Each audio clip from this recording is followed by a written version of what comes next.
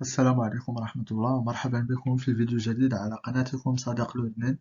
في هذا الفيديو سنعرض لكم موعد وتوقيت المباراة التي يستضيف فيها فريق برشلونة فريق أوساسونا برسم الجولة الثالثة والثلاثون من الدوري الإسباني الدرجة الأولى موسم 2022-2023 والتي سيتم إجراؤها ماي المقبل. فمرحبا بكم وشكرا على المتابعة.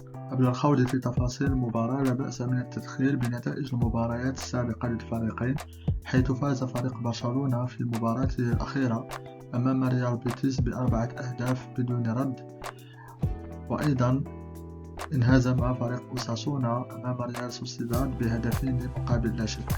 أما بالنسبة لترتيب الفريقين فلا زال فريق برشلونة محافظا على صدارته بعد 25 انتصار، 4 تعادلات و3 هزائم بمجموع 79 نقطة، فيما يتواجد فريق أوساسونا في المرتبة الثامنة ب 12 انتصار، 8 تعادلات و12 هزيمة بمجموعه 44 نقطة.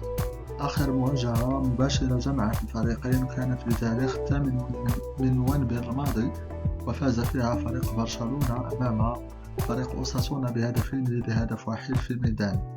أما موعد المباراة التي يحل فيها فريق أوساسونا ضيفا على فريق برشلونة فستجري أطوارها يوم الثلاثاء المقبل 8 من ماي، وذلك انطلاقا من الساعة 6:30 مساء بتوقيت المغرب تونس والجزائر، 5:30 عصرا بتوقيت غرينتش، 8:30 ليلا بتوقيت مكة المكرمة، وذلك على أرضية ملعب سبوتيفاي كامب نو بمدينة برشلونة بإسبانيا.